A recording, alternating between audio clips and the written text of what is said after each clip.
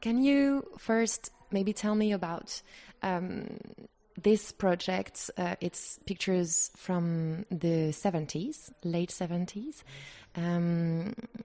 How did you work to get these results exactly? These photographs are all made with a large format camera, which we say 8 inches by 10 inches, or 20 by 25 centimeter camera. So it's a big piece of film. I was a street photographer working with a small handheld Leica.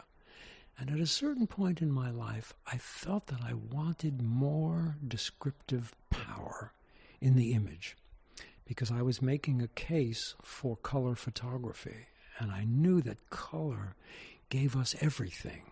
Black and white, without color, black and white is sort of half the description of something. And I felt that if I made these 8 by 10 inch camera pictures, I can make them very large, and people could stand in front of them as if they were there. I wanted to see if I could transmit that kind of experience to the viewer, because in the 70s, photographs were generally very small. They were, 20 by 25 centimeters or 20 by 30 centimeters. And so they were intimate objects. And I felt, as a young photographer, no, they could be big. And so I made this switch. And these pictures, many of them are from the first couple of years that I worked with this camera. And I started spending summers on Cape Cod, which is outside of Boston. And some of these pictures were made in that first summer. And at the same time, I understood that this camera, standing on a tripod and using long time exposures, was capable of seeing into the blue hour, when the light is fading and everything's getting darker. This camera could make an exposure that would read all of the information in there. And one day, a few years later, a friend of mine, a French friend of mine, said to me, "Oh, entre chien et loup." And I said, "What's that?" And he said, "Well, that's what we say for the blue hour. It's between the dog and the wolf." And I said, "Oh, you mean between the tame and the wild?" And he said, "Yes, exactly." And I said, "So that's the mystery of that hour." And hearing him give it that title, Entre Chien et Loup, I thought, I had a vision. And I thought, I will add this hour to my experience of photography. And so many of these pictures, not these few because they're in Manhattan, but these other pictures that take place in the landscape are near the water. And I tried to use the wild of the open sea against the tame of a pool. So pools by the sea became like a double entendre for Entre Chien et Loup, And so that's what this show represents. And I think Polka Gallery felt that it's a great summer exhibition because it's the time when the light is longer. We're out because the atmosphere feels good. And she wanted to give this as a gift to the people who come to the gallery. There is something really different. You said it yourself, working with the chamber and working with the small camera in the streets. What did you learn at that time, besides the lights you were talking about? Maybe something about time and patience. Is it really different? Well, yes, it is different. But when you say, what did I learn? What I really learned from a musical point of view was that street photography is jazz. It's improvisation all the time. The chamber is classical. It's slow. It needs time. You have to take time to set the picture up. You have to give time to the exposure.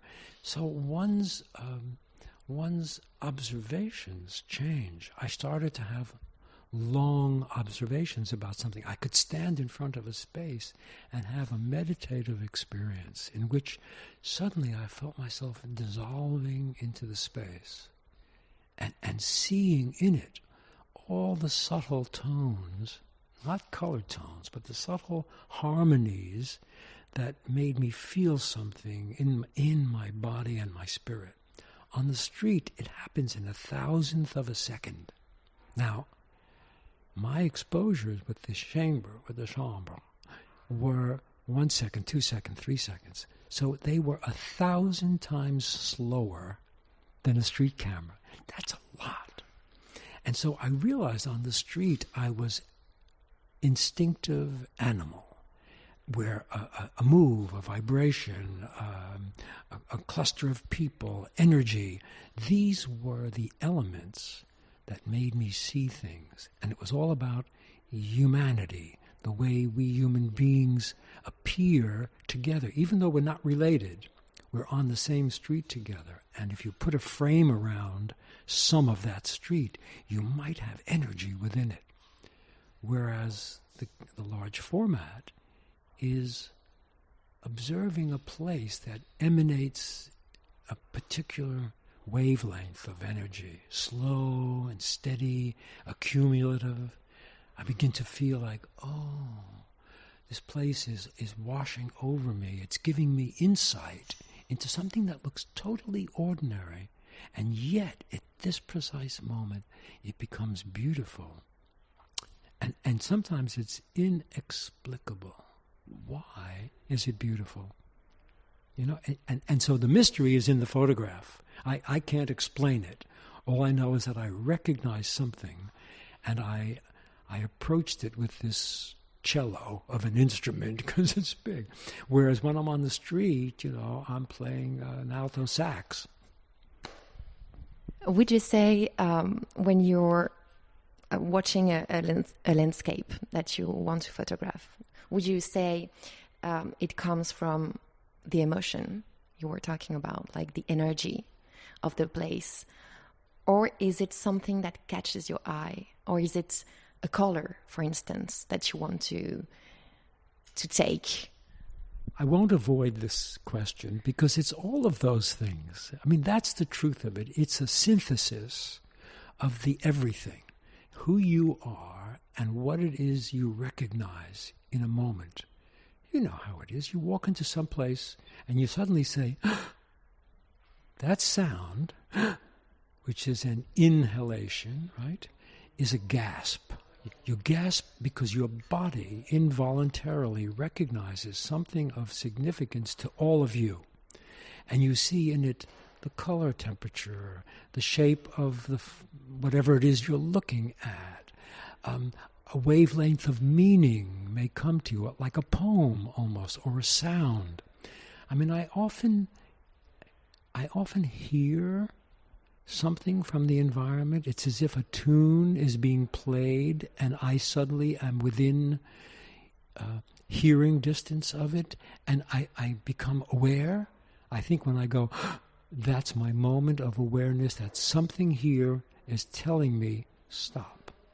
Pay attention right here and give yourself over to what it will show you. And in a way, it's like the divine, because it plays itself out over me and through me. And you know, I'm not kidding around when I say this. It's one of those phenomena that we use as a guide. Otherwise, we don't know. And so, and I know musicians feel this way too. When they make music, they follow this inner line and let the music take them. I once spent a day with Keith Jarrett in New York. I had to photograph him for the cover of some music. There was an award he was being given, and I was going to photograph the cover of the book that was going to be made, or the magazine, whatever, I can't remember. It was a music magazine. And we spent an afternoon in a rehearsal room in Carnegie Hall, probably 4 hours, just sitting and talking. And then he played. He just sat down and he played. And he played and we talked.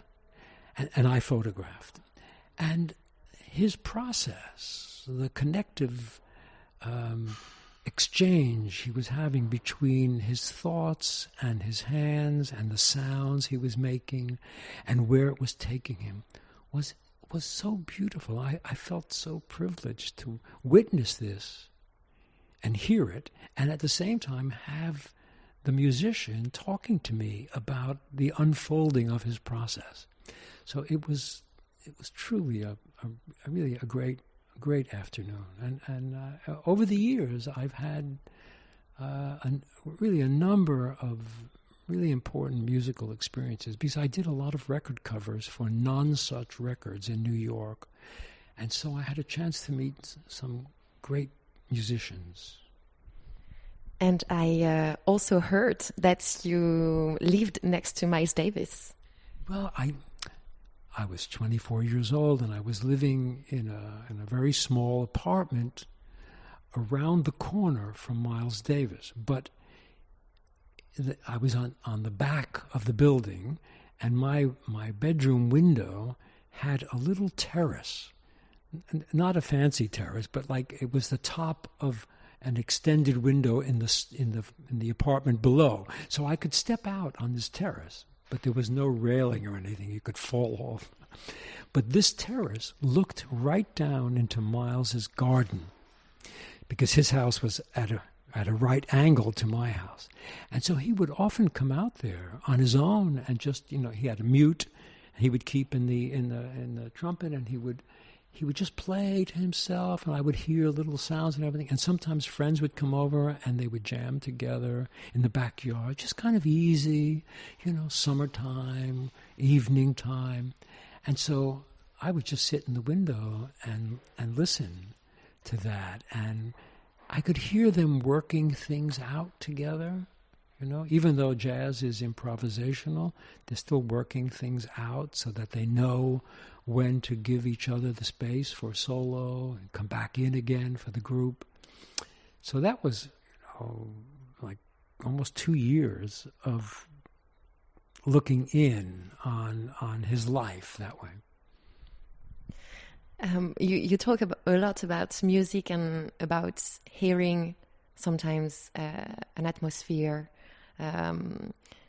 What role does jazz play in your work? Is there a place for jazz, like, I don't know, maybe a source of inspiration, or maybe do you hear some jazz when you see some of your pictures? I think it's more, to be truthful about it, it's more in my lived experience of my movement on the street, where life itself is totally unexpected.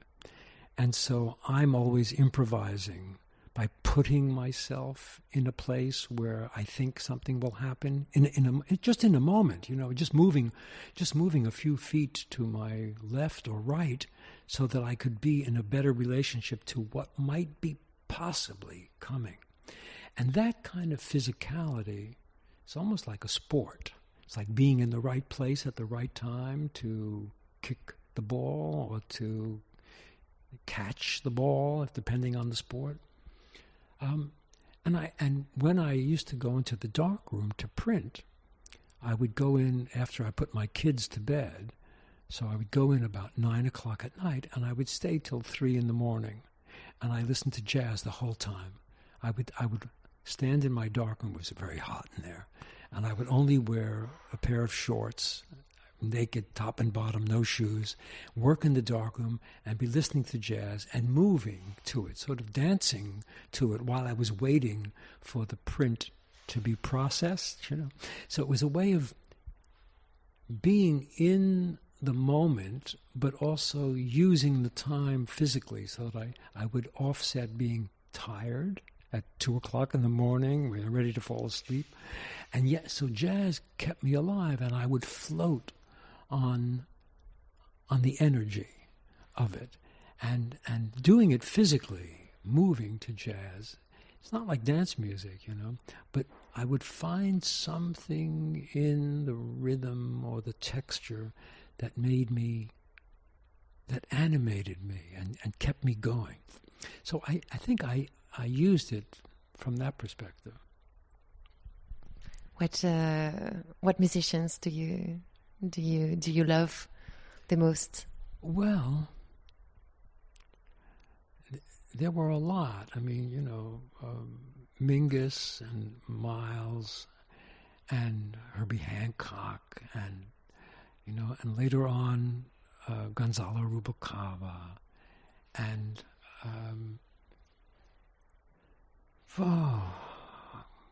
Kenny and Keith Jarrett and even before I was a photographer, when I was at university, I was in the American Middle West in Ohio. And outside of Columbus, Ohio, where my school was, there was a big black community because Ohio is slightly south. It's in the southern, the southern part of Ohio is actually more southern than the northern part of Ohio, which is industrial. And there was a black and tan club there that was really all black community, and they had great barbecue. They had, big pit and everything. And me and a couple of other New Yorkers who found ourselves in Ohio. What were we doing in Ohio? But we would go to this club to listen to music, and I heard every great black musician of the 50s. This was 1955, 6, 7, like that. They would all come down from Chicago and come down through Indiana, come down through Ohio, and play all the clubs along the way. So I saw and heard everybody, singers and musicians and, the greats of that era. And so I kind of learned from these blues musicians to sort of connect to it. And then when I would go back to New York, I would hear jazz. I was young, but I would go with a couple of friends, and we'd try to get into a jazz club and everything if we could afford it. And so it was like that. It was the mix of everything that was going on at the time. And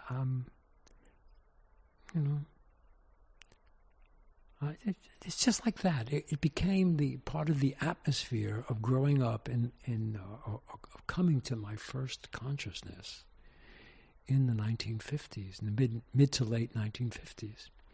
And so, it becomes part of who you are, and it's almost like it doesn't matter who's playing as long as you're connecting to that emotion again, and that sound. The improvisational quality of it, the way people's voices were shaped by the instrument they played and how they spoke to each other. I heard it as language, Do you play yourself? No, I never played. And I'm 85 now, but when I was 80, my wife, Maggie Barrett, made a big party for me in Berlin because I had a retrospective there.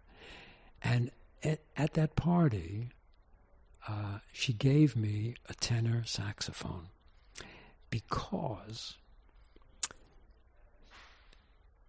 30 years before, I was on a plane to Boston from New York, and the plane was stuck on the runway for 2 hours.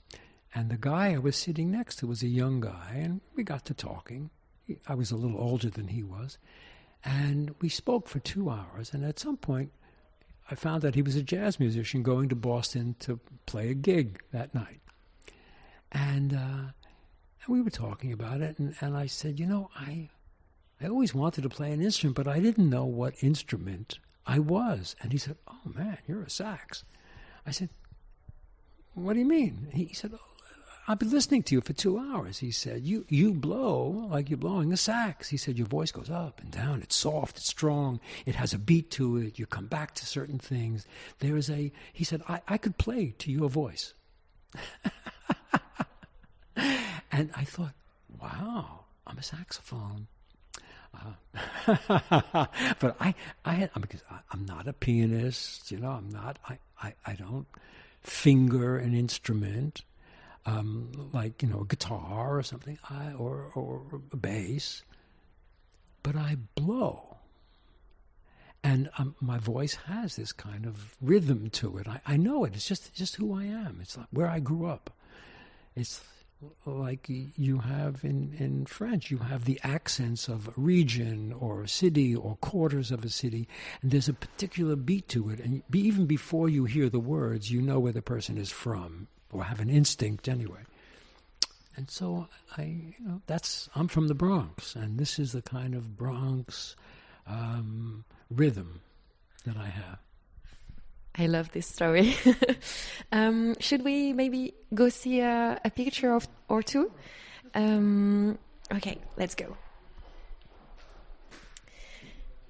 I want to ask you about one in particular, because We'll start with yours. Okay, because I really like it, and then you tell me about your favorites, maybe. Okay, sure. Okay? I really love this one. I do too. This is a really important picture to me. It's called Red Interior because this Cadillac, such an American car, it's the blue hour, and I was walking along the road because I went out walking for hours at a time, and the moon was out, and at the very time I got there, this street lamp went on like that. And this is called a sodium vapor lamp. And in America, they come on and they're green at first.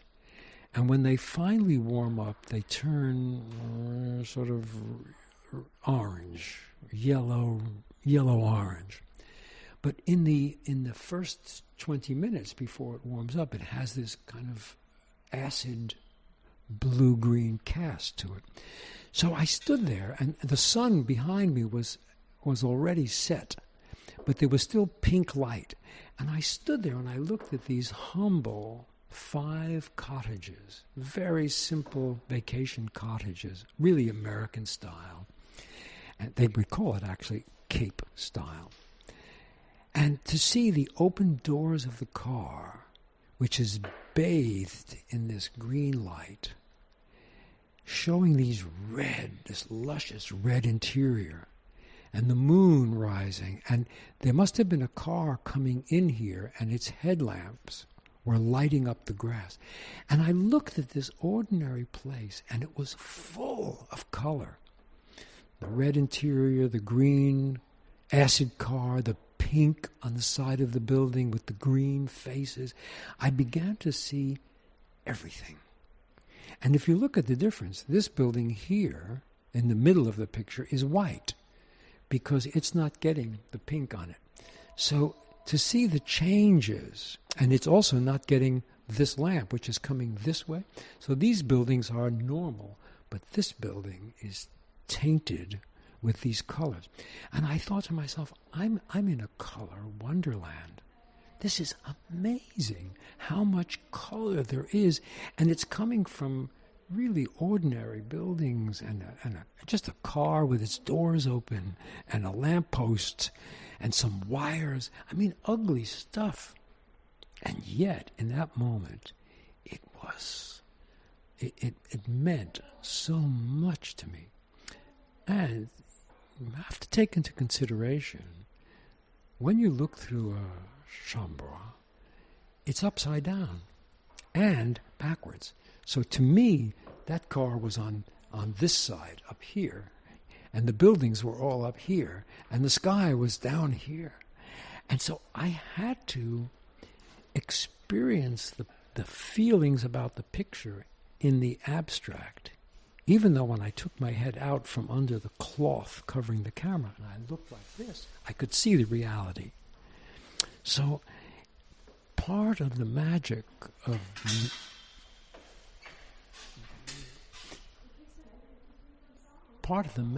making photographs is that there's a transformation going on right in front of you. Should we tell them to be quiet?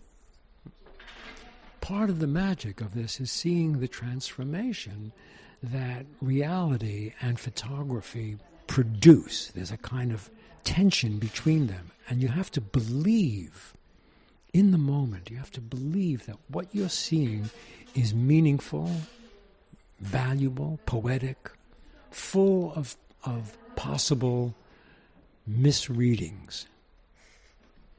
You know, what you're saying about upside down, it made me think about Marc Ribot. You know Marc Ribot? Marc Ribot. Yeah, sure. I knew when he was alive. I mean, So he used to, do you know that? He used to take his pictures upside down to look if the composing was right, because he had done some mathematics and geometry studies when he was young. And so he was really interested in if the photograph made sense also backwards. Yeah. I think many photographers and artists, graphic artists, do that to just to be connected to the energies that are in the frame, because it is a frame. So if you move the frame around, it should work in terms of the weight and balance of it, you know. But working with the view camera, you really have to learn to see it that way and to feel comfortable, you know. Do you want to tell me about one of the pictures? So maybe we'll talk about this picture, because this is again, it's a car parked in front of a little motel in Florida called the Sea Fan Hotel, and it's got a sign outside, and it's lit with all kinds of neon lights and regular lamps to light the area so people won't fall down. But I remember, again, I was walking. I love to walk, and I was walking around in this area in the evening, and I saw this, and it was again transformed by the hour and all of the light falling on the subjects. And for some reason, it just made me pay attention. You know, it's a scene that is so ordinary, it's easy to walk by it. But in this case, it was, I don't know, it connected to me. I could feel the American quality of it. This big car with the fin on the back, and the way part of it is red and part of it is kind of a deep, almost a blue-green. And there's even some night sky that isn't black yet. It's blue up there. And the light on the fan was so glowing that it was sending like this haze out, because there was atmosphere. It's near the sea, so there was a little bit of moisture in the air. And this was lighting up the moisture. I could see this like bubble of light around the thing. And I thought, wow, what a phenomena this is. Is it going to hold up in a picture, or is the photograph going to look right through it? So, you know, for these reasons, which are really more of a question, it's like, what if? What if I tried to make a photograph of this? How will it work? Will it work? Will it be worth looking at? And I have to say, Polka Gallery had the great sense to make it big, right? So this is 1.50 meters. And it really has a presence. If we stand here, it's almost like we're looking at the car, 5 meters away, and we see, and this is how it would appear to us. So, I mean, many times making a photograph is really an experiment in seeing if the feeling you have will come through the photograph and return itself to the viewer. You're not always sure. I'm not always sure. But if I feel it in my gut, if I believe that there's something substantial here, I just do it. I just trust. Because you can't have any doubts. It's the first moment some doubt comes in. And this is true for jazz, too. Jazz musicians play without doubt. They just play because it's their whole body is vibrating this music up through them, and they're in touch with the others in the trio or the quartet, and they're just playing with each other in a way that is true harmony, with spaces for each one to either come out or come in and make the music alive. And photographers do it on their own. And the mistakes are okay, like you can make mistakes in jazz and in photography, can you? Yeah, well, they're not necessarily mistakes. They become opportunities to bend the sound, to take it in another place, because the other musicians are going to pick up on what you've just done because they're listening so hard. And I think photographers who are solitary, they're solo musicians, photographers have to only be in touch with themselves and say, am I going to give this, because I can, the way I'm moving right now, sometimes I stand there at the location and I move and I'm asking myself, how do I feel? Is it strong enough? Do I believe in this? And then finally I settle and I say, yeah, okay. There's enough here. I'll make a frame. Yeah. Maybe one last question about all these pictures you took in the 70s. We said that when you. Oh, you want to talk about this one? Let's talk about her. Okay, let's do it. It's an interesting. It's interesting, and it has some music in it too, because she's a ballet dancer, as it turned out, and I think with the New York City Ballet, and I was making a project on the Empire State Building. I was treating the Empire State Building as if it was Mount Fuji. Hiroshige did a whole series called the 36 Views of Mount Fuji. It was actually 46, but it was called 36 Views. And I thought, with this big camera of mine, it doesn't really make street photographs because it's so slow. People tend to move. But I wanted to use the Empire State Building as if it was Hiroshige's Mount Fuji, so that I could, Hokusai, not Hiroshige, Hokusai. And so I went all around New York photographing the Empire State Building and trying to see if I could hold the picture together with it while I was looking at other things around the city, so that there would be a reference all the time. And I found myself on 10th Avenue on the west side near the Hudson River, and the sun was just almost setting. You could see it in that building there. It's low like this. It hasn't quite gone below the horizon yet, but it's definitely getting there. And it was the summertime. And so I was setting up to make this picture, and this young woman came into the frame, and she was standing there waiting for another dancer to come, and they were going to go uptown together. But she was standing there sort of fidgeting around, and I suddenly saw her green dress against that orange wall with all those bananas inside and the green light, and this incredible sort of like Japanese sunset with a head in it. That looks like something you would see from the Japanese flag, And there was the Empire State Building, and everything bouncing off the buildings was the gold light of the sun. And I thought, my God, again, I'm in this environment where there's so much color. And so I set the camera up, and she was about to walk away, and I said, just stay as you are. I said, I need like 10 seconds. Just stay as you are. So she stood there, and the wind blew a curl across her face, and her dress blew a little bit, and the woman down the street in a green dress also, her dress is blowing, and I'm thinking, oh my God, a little bit of wind has come into this picture, which is so straight and vertical.